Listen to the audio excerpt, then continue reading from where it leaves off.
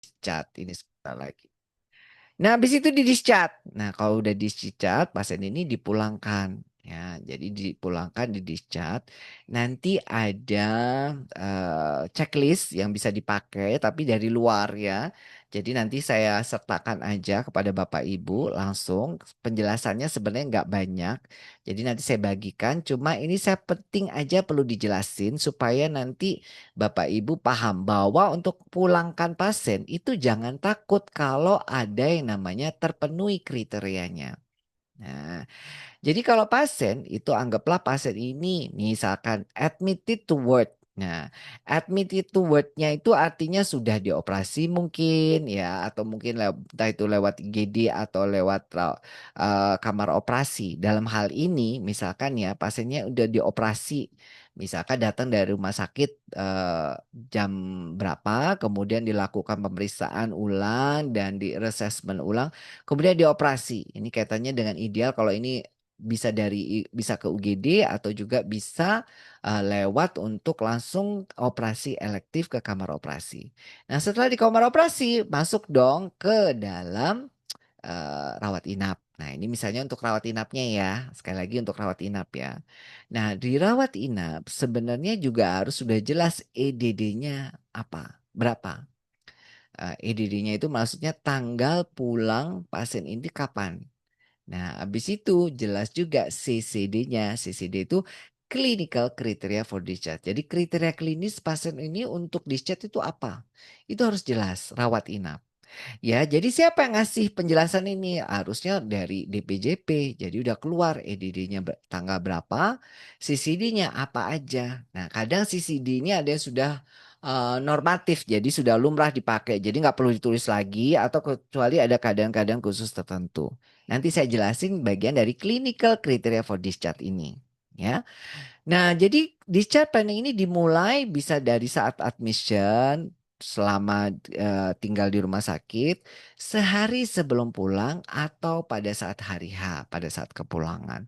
Nah, ini apa aja yang dilakukan? Maka pre-assessment yang tadi lanjut ke ruangan, di admission ini nanti kita ya evaluasi itu tadi ya, kaitannya dengan set ekspektasi, kaitannya dengan dreaming tadi, ya di admission tuh di during hospital stay.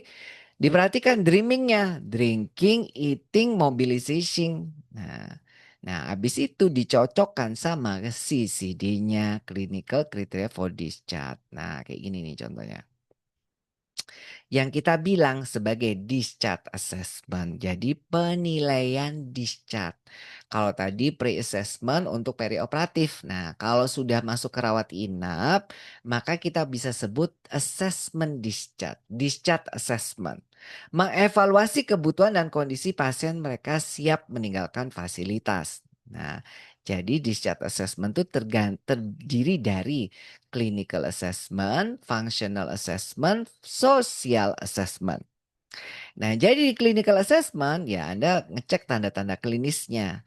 Ya stabil atau enggak, fluktuatif atau enggak gitu ya. Apa malah justru enggak stabil. Berdasarkan TTV, heart rate, suhu misalnya, respiratory rate misalkan dan sebagainya. Terus berdasarkan fungsinya. Nah, bisa enggak berpakaian sendiri, makan sendiri, minum sendiri. Terutama dreaming, ini bagian dari fungsi Anda menilai saat itu adalah menilai fungsi dengan melakukan dreaming tadi. Drinking, eating, mobilizing. Ya, sesuaikan dengan status weight bearingnya ya tentu saja. Nah, lanjutkan dengan discharge assessment itu social assessment. Nah, ternyata misalkan pada saat pre-assessment di awal itu katanya ada yang jagain. Ternyata begitu saya tanyakan bagian sosial, ternyata orangnya tiba-tiba apa namanya istilahnya berubah pikiran atau berubah keputusan. Ya, ini kaitannya dengan misalnya faktor-faktor sosial ya. Contohnya ya support sistemnya, keuangannya, terus siapa yang tinggal sama dia dan sebagainya. Ini bagian dari discharge planning yang terus dilakukan ya. Selain tadi sudah dapat operan dari perioperatif, mungkin dilakukan lagi. Termasuk tadi operan dari kamar operasi ya dilakukan lagi ya. Untuk dari sisi klinikal, fungsional dan social assessment. Sekali lagi yang fungsional ini dalam hal rawat inap untuk pasien-pasien operasi, Anda bisa lakukan dengan cara dreaming. Sekali lagi dreaming ya, drinking, eating, and mobilizing. Nah, jadi ini bagian daripada clinical criteria for discharge. Jadi nanti kalau Anda pulangkan pasien ini sebenarnya kriterianya karena sudah memenuhi kriteria klinis, bukan kriteria manajerial. Jadi jangan sampai Anda bilang, ah karena plafonnya pasien habis harus segera pulang gitu ya. Nggak bisa. Kayak tadi komplain berat tadi ya sampai minta ke wali kota tadi ya, si cewek polwan tadi. Itu dia bilang, saya ini belum sembuh padahal saya sudah dirawat. Saya dirawat cuma 6 hari dan segala macam segala macam. Nah, kita bisa jawab, bukan karena plafon BPJS-nya habis, pasien bisa kita pulangkan karena sudah memenuhi kriteria klinis, yaitu kriteria CCD, yaitu kriteria klinis, kriteria secara fungsional, dan kriteria secara sosial. Dalam tanda kutip, ini yang disebut dengan discharge assessment.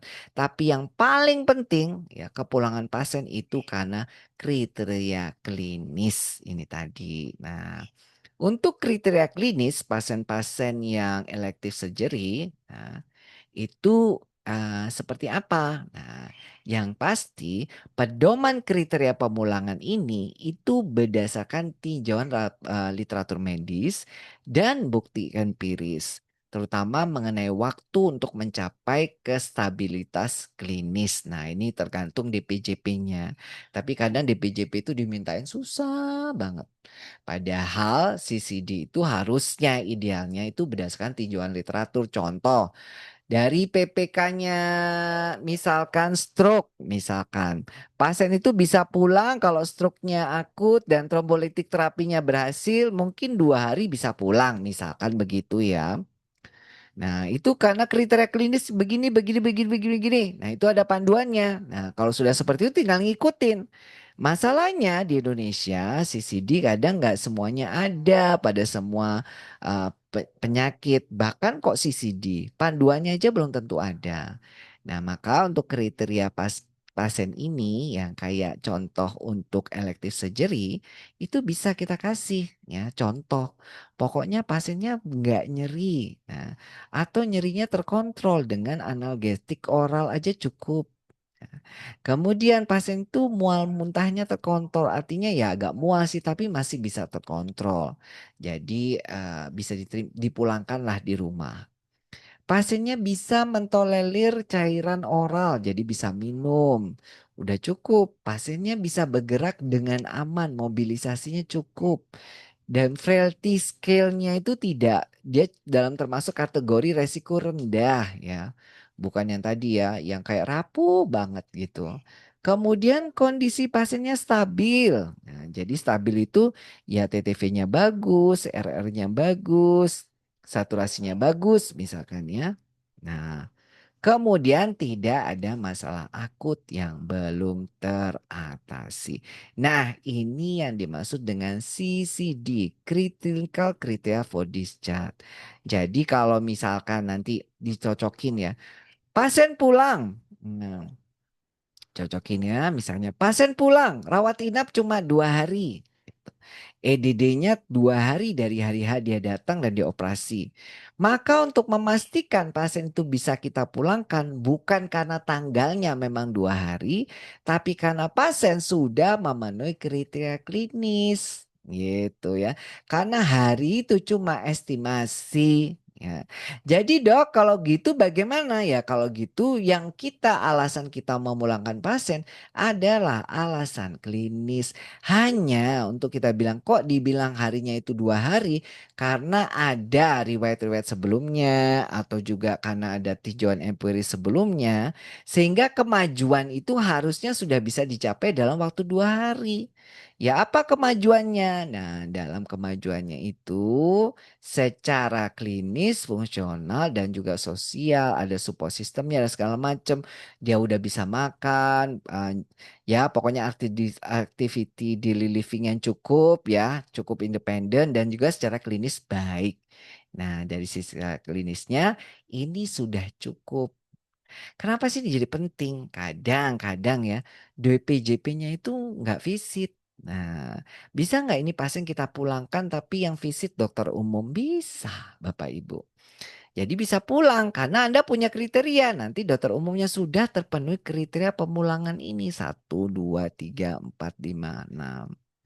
Nah ini contohnya ya, sekali lagi ini contoh. Berarti dok saya harus cari kriteria pemulangan CCD. Iya, tapi ini contoh yang bisa dipakai secara general untuk pasien operasi elektif.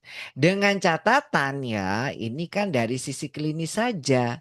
Sementara kita juga harus mikirin sisi sosial dan fungsional yang itu kita bisa deteksi sejak awal. Nah makanya ya kayak tadi kakak si siang poluan tadi dia udah ini, dia nyerinya terkontrol. Mual muntahnya terkontrol, bisa minum, bisa bergerak dengan aman dalam tanda kutip meskipun dibantu ya. Kondisi pasien stabil, nggak ada masalah akut yang belum teratasi. Cuma kenapa Polwan tadi ngamuk-ngamuk? Ya bisa saja karena dari sisi sosialnya, ya misalnya dia tinggal sendirian dia ketakutan. Dari sisi fungsionalnya dia masih takut untuk pindah ke dari situ untuk pipis itu dia takut, ke toilet itu dia takut. Apakah alat bantunya ini sudah benar, sudah memadai dia takut atau karena nggak itu tadi ya, nggak dalam tanda kutip didampingi, diajari caranya ke toilet pakai krek itu bagaimana perempuan dengan kaki yang satunya misalnya habis dioperasi itu bagaimana gitu ya. Nah, ketakutan-ketakutan itu sebenarnya penting karena dia yang dibutuhkan adalah emotional needs. Jadi kebutuhan emosional itulah yang nggak didapat. Kebutuhan emosional nggak didapat dari perawat-perawat atau tim PPA rumah sakit tersebut sehingga pasiennya jadi komplain berat. Dah, sampai sini apakah ada pertanyaan? Jadi sekali lagi inilah cara ya, sekali lagi ini cara untuk discharge planning untuk pasien-pasien yang elektif. Tapi dikaitkan bahwa persiapannya harus dimulai sejak awal.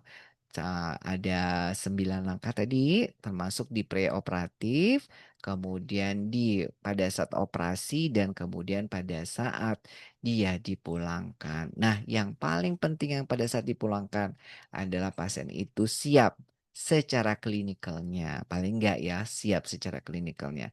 Tapi juga harus dipikirkan siap secara fungsional dan sosialnya. Oke, demikian yang bisa saya sampaikan dan terakhir sebagai penutup ya untuk di catatan kali ini ada namanya komunikasi ideal. Nah, jadi ada komunikasi ideal ya. Jadi mungkin sebagai penambah daripada clinical discharge planning ini, ada satu lagi yang disebut sebagai komunikasi ideal. Saya tambahin dikit ya. Nah,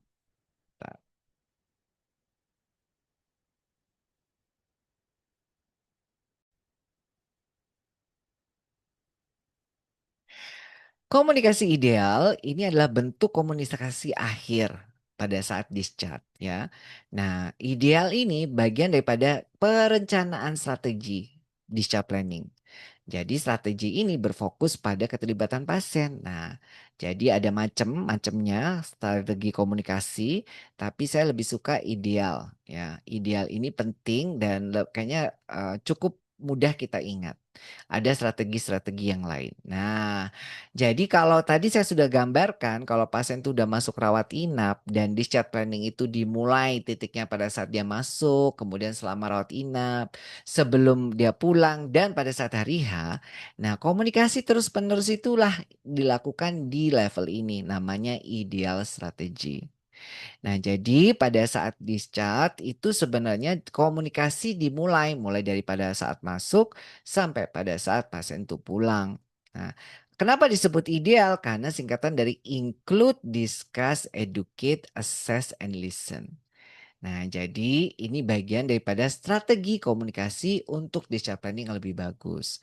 Nah, sebenarnya ini saya jelaskan cocoknya di di chat planning yang dasar ya, karena di situ juga ada apa-apa yang bisa kita bantu untuk komunikasi lebih baik. Nah, ideal ini, saya mulai ya, sebentar aja. Ideal ini yang pertama harus libatkan pasien dan keluarga. Jadi ngelibatin pasangan keluarga ini dimulai saat awal. Jadi, dalam rapat atau komunikasi ya, secara dua arah tentang pemulangan. Nah, jadi ingat pemulangan bukan peristiwa satu kali, tapi proses yang berlangsung selama pasien di rumah sakit. Yang kedua, identifikasi keluarga dan teman yang mana yang mau memberikan perawatan di rumah dan libatkan mereka dalam diskusi. Nah, ini ya, jadi pasien dan keluarga dan caregiver-nya itu kita libatkan. Ini bentuk komunikasi yang pertama untuk edukasi pada saat discharge planning. Nah, kalau discuss itu tadi ya pertanyaan-pertanyaan di depan, termasuk juga tentang obat-obatan ya. Kemudian discuss juga perkara apa sih tanda-tanda dan masalah yang perlu jadi perhatian ketika pasien itu nanti pulang ke rumah. Contoh misalkan setelah meskipun pasien itu sudah terpenuhi clinical criteria for discharge-nya, pada saat pulang ya kadang perlu kita juga kasih info bahwa ini loh nanti kalau misalnya tiba-tiba mual muntah hebat segera bawa ke rumah sakit. Misalkan kencingnya keluar darah segera bawa ke rumah sakit. Misalkan tiba-tiba begini begitu, nah itu namanya istilahnya safety net ya, safety net information. Artinya, supaya kita itu menangkap sinyal-sinyal kegawatan meskipun pasien pulang itu sudah diedukasi dan itu bagusnya sudah tercatat di dokumen. Nah, ini bagian daripada diskusi tadi ya. Kemudian explain test result. Nah, kalau Bapak Ibu ada hasil-hasil test resultnya berkaitan dengan persiapan operasi ataupun sesudahnya mungkin juga perlu dijelaskan dalam diskusi dengan pasien dan keluarga. Kemudian juga, untuk janjian untuk, rawat jalannya. Nah ini ya, kaitannya dengan, ideal. Nah yang I lagi terakhir edukasi. Kalau edukasi sudah tahu ya, jadi edukasi itu ya tentang tujuan, ekspektasi tadi, kemudian libatkan dalam laporan shift, ya berkaitan dengan dreaming tadi ya, drink, eating, mobilizing, nah kemudian berkaitan dengan obat-obatan ya, dan juga istilahnya dukung mereka untuk membantu misalnya kebutuhan emosional daripada pasiennya. Nah ini juga kita edukasi keluarga, Bu sepertinya ibunya ini perlu dukungan emosional. Jadi mungkin bisa disemangati karena sebenarnya sudah masuk obat anti nyerinya, analgetiknya, harusnya bisa pasien itu bergerak gitu ya. Oh iya iya, nanti mungkin akhirnya mau supaya apa? Segera mobilisasinya. Nah, habis E itu assess ya. Jadi bisa dinilai seberapa dokter ini assess ini mengenai bagaimana dokter dan perawat itu menjelaskan tentang diagnosa, kondisi dan langkah-langkah apa pada pasien. Jadi kalau kita bilang kasih info ke pasien tuh nggak langsung brok semua. Jadi dipotong kecil-kecil. Misalkan nih ada ya misal oh ini obat, kalau kita cicil, cicil edukasi itu nggak pada saat hari H, mungkin akan lebih ringan untuk pasiennya. Misal nih, setelah operasinya pasien rawat inap 3 hari, kan butuh 3 hari untuk pulang. Hari pertama udah ada di edukasi, makanan-makanan apa yang nggak boleh dimakan nanti kalau sudah keluar dari rumah sakit. Boleh dicicil pada saat di awal misalkan. Kalau terakhir semua juga boleh sih tergantung. Mungkin juga berupa flyer lebih cepat atau mungkin juga berupa, tutorial video misalnya lebih cepat. Nah ini, bisa bisa jadi catatan untuk assess. Nah karena assess ini kita juga menilai pasien atau keluarga itu ngerti nggak dengan apa yang kita sampaikan. Jadi kita juga bisa ngasih feedback dari apa yang sudah kita sampaikan supaya mereka itu, ngerti nggak apa maksudnya. Ini bagian daripada assess ya, penilaian ini. Kita penting untuk komunikasi itu juga menilai mereka itu sudah teredukasi atau belum. Dan terakhir L-nya itu listen. Dengerin dan hargai mereka, active listening ya.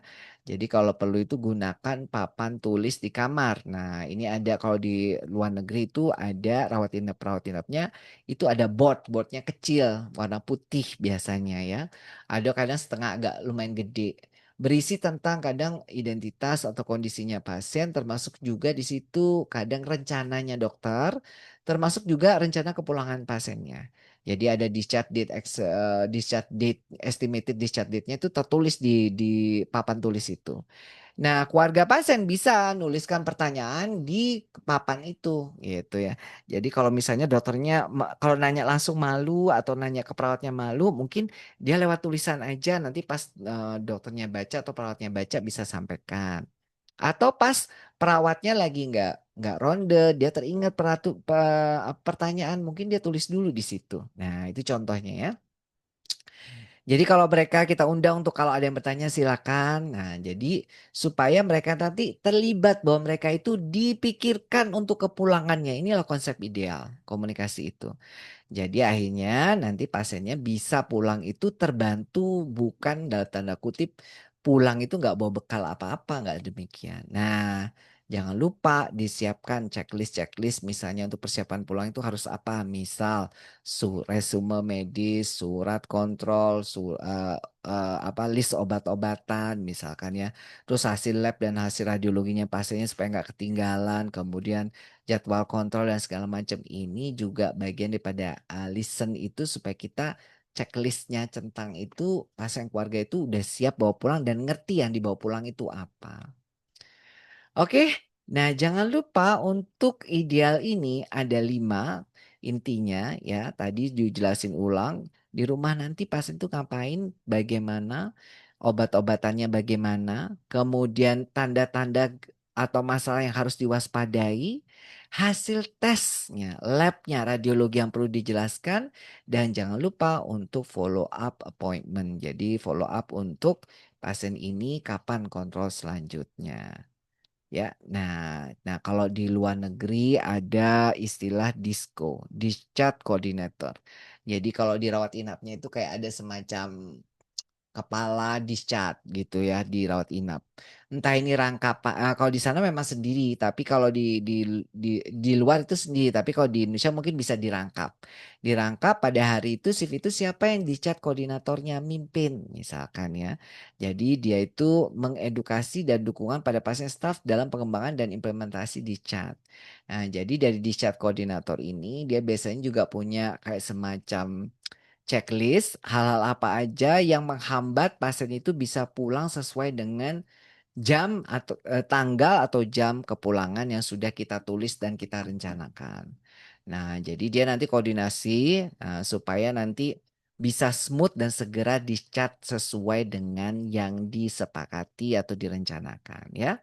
Dan terakhir sebagai bahan renungan Bapak Ibu supaya ini bisa diaplikasikan ya, saya cuma kasih berbagi pesan.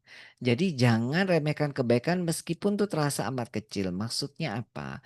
Besok, besok atau lusa atau minggu depan dicoba melakukan discharge planning dengan konsep tadi ya. Terutama dreaming tadi, drink, eating, dan mobilization untuk satu aja pasien yang elective surgery. Khususnya yang pasien itu perlu rawat inap gitu ya. Jadi bukan one day care yang perlu rawat inap. Nah, coba dicoba. Nah, coba satu aja, lakukan, praktekkan ya, apa yang bisa di-upgrade ya di layanan Anda dan kemudian, apa kesulitan dan hambatan dari apa yang sudah disampaikan. Nah, karena kalau coba dari satu itu ternyata berhasil bisa, Anda bisa lakukan 2 dan 3. Nah, kemudian jadilah testimoni perbedaan setelah Anda melakukan discharge planning untuk pasien elektif. Karena pasien elektif lebih mudah Bapak Ibu bikin bikin discharge planning-nya daripada yang kasus-kasus emergency, ya. Jauh lebih mudah yang elektif ini dan kelihatan perannya terutama peran perawat ya. Jadi peran perawat nurse-nya itu kelihatan ya, baik itu dari sisi mungkin pre-assessment di perioperatifnya maupun assessment pada saat setelah dioperasi. Nah, kelihatan banget peran perawatnya. Tunjukkan bahwa perawat itu adalah mitranya dokter. Nah, di situ ya. Jadi tim PPA bisa nanti akan lebih efektif dan optimal lagi untuk discharge planning yang lebih efektif. Demikian yang bisa saya sampaikan, kurang lebihnya saya mohon maaf. Jika ada pertanyaan, silakan tulis di kolom chat atau bisa resen langsung. Terima kasih.